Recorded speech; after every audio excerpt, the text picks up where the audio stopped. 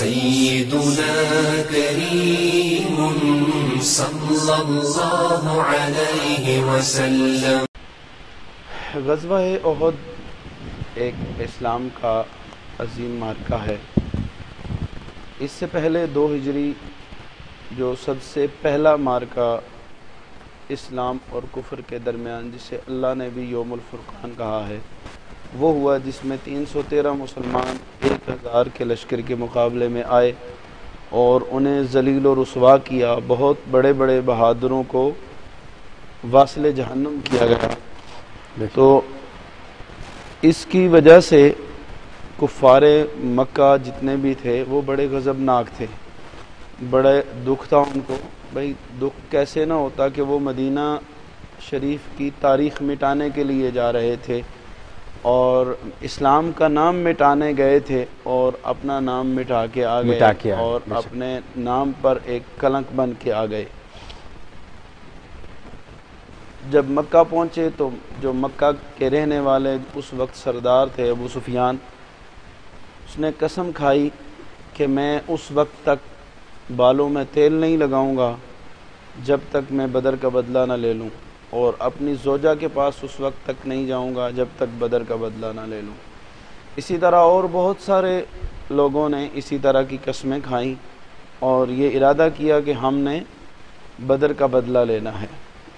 تو 1 سال کے عرصے کے اندر انہوں نے پوری تیاری کی اور 3000 یا 3200 کے لگ بھگ لوگوں کو، مجاہدین کو جمع کیا، اپنے فوجیوں کو، جس کا ایک وافر مقدار میں ان کے پاس اسلحہ، سامان ضرب و حرب موجود تھا، اور وہ مدینہ شریف کی وہ جو ابتدائی ریاست تھی اسے ختم کرنے کے لیے نکلے تھے۔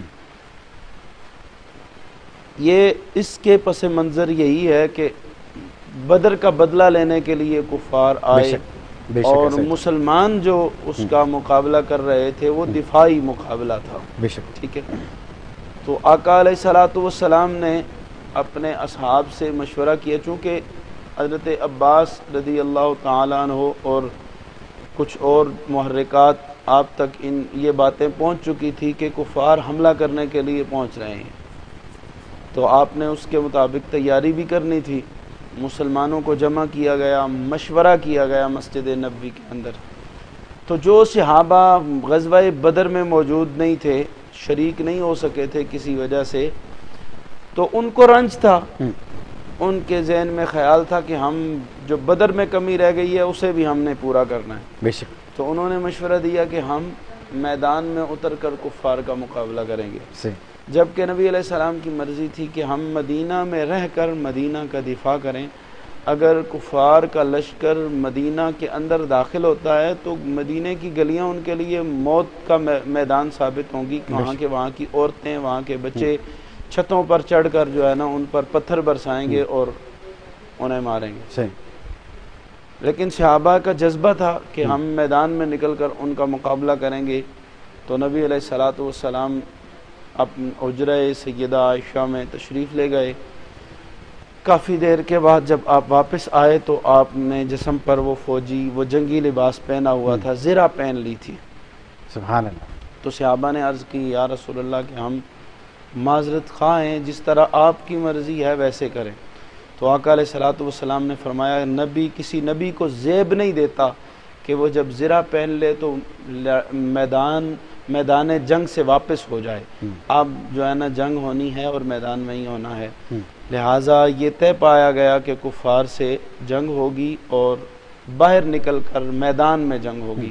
اس لیے جو ہے نا نبی علیہ السلام نے مدینہ سے نکل کر ان سے مقابلہ کیا اور وہ میدان احد کا میدان اس کا انتخاب کرا۔